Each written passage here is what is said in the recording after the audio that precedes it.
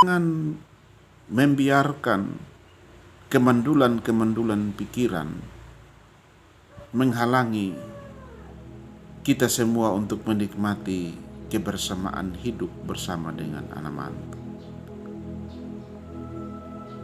Jangan membiarkan kemandulan pikiran dan perilaku.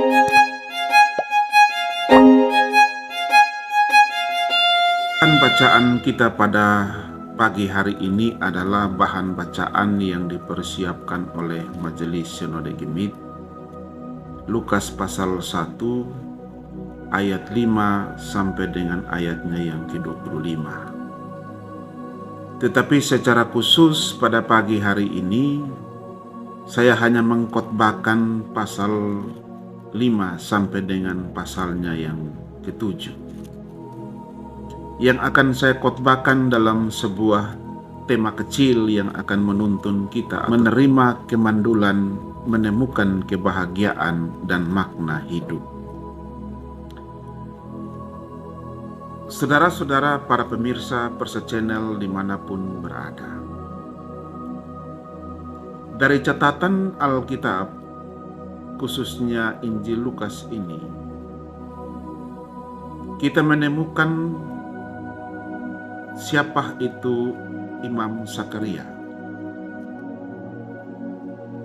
Dikatakan bahwa Sakaria ini merupakan seorang imam yang hidup pada masa pemerintahan Raja Herodes di Yudea. Dalam Lukas pasal 1 ayat 5 sampai 7, di situ dikatakan kepada kita semua tentang siapa itu Sakaria, siapa istrinya, dan apa yang menjadi pergumulan-pergumulan yang sementara mereka hadapi. Yang pertama kita melihat dulu siapa itu Sakaria. Dalam catatan Alkitab kita menemukan Sakaria adalah seorang imam yang berasal dari rombongan Abia. Pada zaman itu, para imam-imam dibagi menjadi 24 rombongan. Dan setiap rombongan bertugas selama 1 minggu 2 kali dalam setahun. Yang mana mereka akan menjalankan tugas untuk mempersembahkan kurban, membakar dupa, dan melakukan ibadah lainnya di dalam bait suci. Nah, itu berkaitan dengan tugas keimamatan yang harus dilaksanakan oleh Sakaria sebagai seorang imam. Yang kedua, catatan mengenai istrinya Elisabet. Elisabet ini berasal dari keturunan Harun. Dari catatan Alkitab, kita menemukan kehidupan Sakaria bersama dengan istrinya. Dari keterangan Alkitab kita menemukan bahwa Sakaria bersama istrinya adalah keluarga yang luar biasa. Di mana Sakaria berhasil untuk menjalankan tugas keimamatannya untuk membimbing istrinya, sehingga mereka berdua berkolaborasi atau saling bekerja sama dalam membangun suatu kualitas hidup beriman yang benar di hadapan Tuhan dan hidup menurut segala perintah-perintah Tuhan dan juga ketetapan Allah, di mana semuanya itu mereka menjalankannya dengan tidak bercacat. Namun di dalam ketaatan dan kesetiaan mereka di dalam menjalani kehidupan yang benar di hadapan Tuhan, Sakaria dan Elisabet, mereka berada dalam sebuah pergumulan yang berat. Dalam ayat ke-7 dikatakan kepada kita semua bahwa mereka sementara ada dalam sebuah persoalan karena belum memiliki keturunan. Mereka belum dikaruniai seorang anak. Bahkan sampai pada mereka sudah lanjut usia. Memang Alkitab tidak memberikan keterangan lanjutan, tapi hanya dikatakan lanjut usia, berarti memang sudah tua. Karena Elisabet mandul dan tidak subur. Orang-orang yang hidup pada zaman itu, mereka menganggap bahwa kemandulan adalah suatu aib. Dan hal itu bisa menimbulkan reaksi-reaksi yang beragam dari orang-orang waktu itu. Bahkan juga mungkin dari keluarga mereka sendiri. Karena kemandulan Elisabet, istrinya dari Zakaria. Mereka bisa saja dikucilkan. Mereka bisa saja diasingkan dari lingkungan keluarga. Dari situasi ini, saudara-saudara, ketong bisa bayangkan betapa tertekannya Elisabet. Betapa frustrasinya Imam Zakaria. Karena mereka mengalami cibiran bibir. Mereka menjadi bahan gosip yang selalu diperbincangkan oleh masyarakat, bahkan juga yang diperbincangkan oleh umat mereka sendiri. Mereka juga mendapatkan hinaan dari jemaat dan masyarakat. Semua yang mereka alami itu mempunyai dampak yang besar karena dilihat dari status yang diemban oleh Zakaria sebagai seorang imam. Sehingga orang-orang pada waktu itu mereka menganggap bahwa ketika Zakaria tidak mendapatkan keturunan melalui Elisabet, menunjukkan bahwa Zakaria tidak diberkati, Elisabet tidak diberkati oleh Tuhan, tidak diberkati oleh Tuhan. Nah, dari sini kita menyaksikan bersama-sama betapa tertekannya Zakaria dan Elisabet pada waktu itu. Zakaria dan Elisabet mereka mengalami sesuatu hal yang memang pada waktu itu terjadi di luar dugaan mereka atau di luar kewenangan mereka. Karena urusan keturunan itu bukan urusannya Elisabet ataupun juga Zakaria. Tetapi itu sebenarnya menjadi urusannya Allah. Walaupun Zakaria adalah seorang imam yang hidup di dalam kebenaran, tetapi dia tidak bisa menciptakan seorang anak melalui rahim istrinya Elisabet kalau tanpa disetujui oleh Tuhan. Nah, inilah sebuah kenyataan atau sebuah realitas yang dialami oleh Elisabet bersama dengan suaminya Zakaria. Bertolak dari penjelasan tadi, saudara-saudara, jikalau kita melihat di dalam kehidupan kita sehari-hari, bahwa di dalam kehidupan kita sehari-hari, kita juga menemukan ada begitu banyak pasutri-pasutri juga yang mengalami hal yang sama seperti Zakaria.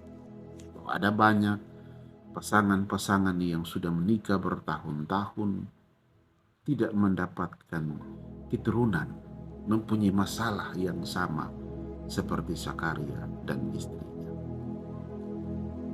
Sehingga seringkali kita menyaksikan orang-orang yang berada pada posisi-posisi ini atau keluarga-keluarga yang berada pada posisi ini, mereka menjadi bahan bulian.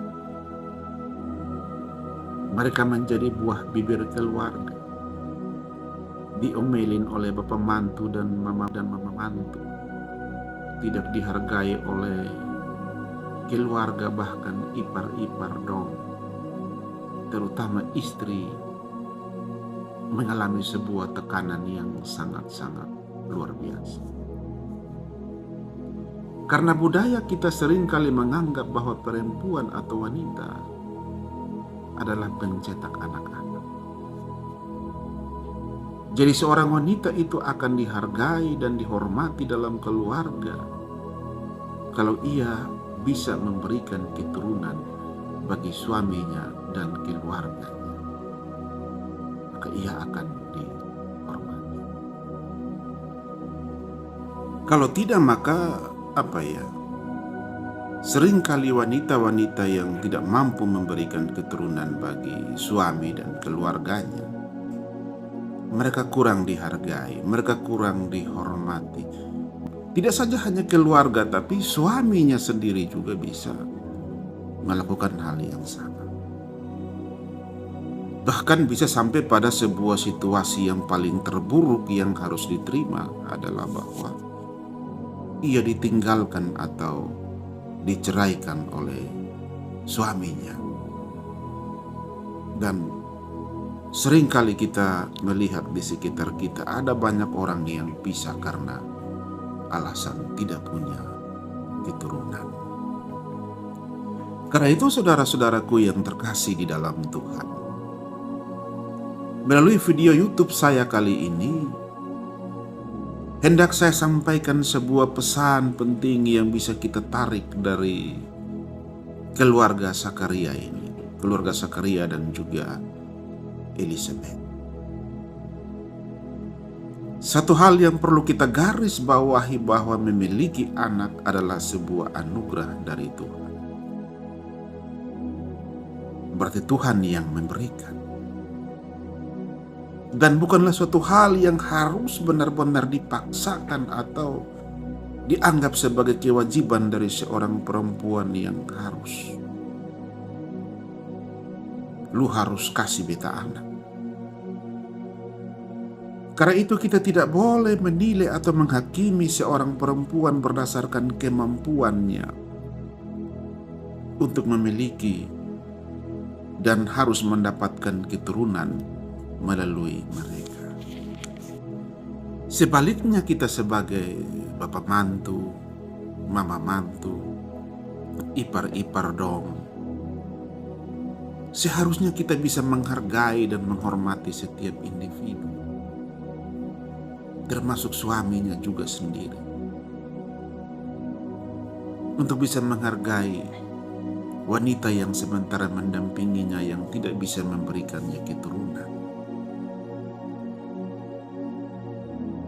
Karena itu semua terjadi di luar kendalinya.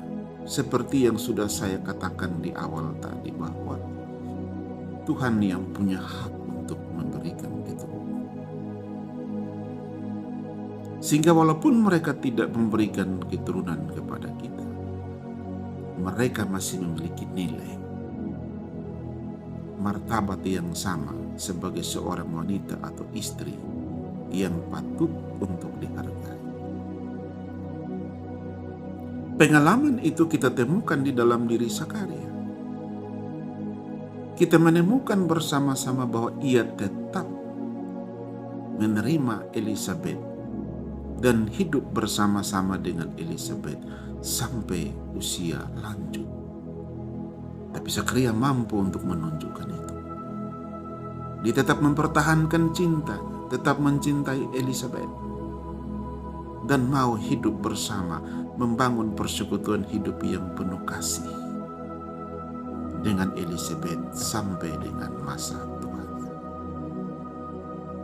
Nah, saudara-saudaraku yang terkasih, di sini nilai positifnya, agar kita tidak menjauhkan wanita atau istri-istri kita yang belum bisa memberikan kita suami keturunan.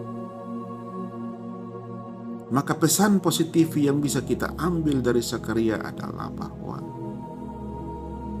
kita sebagai suami, kita sebagai keluarga, kita sebagai ipar-ipar dong, harus bisa belajar menerima kenyataan bahwa istri kita, anak mantu kita tidak bisa memberikan keturunan karena mandu.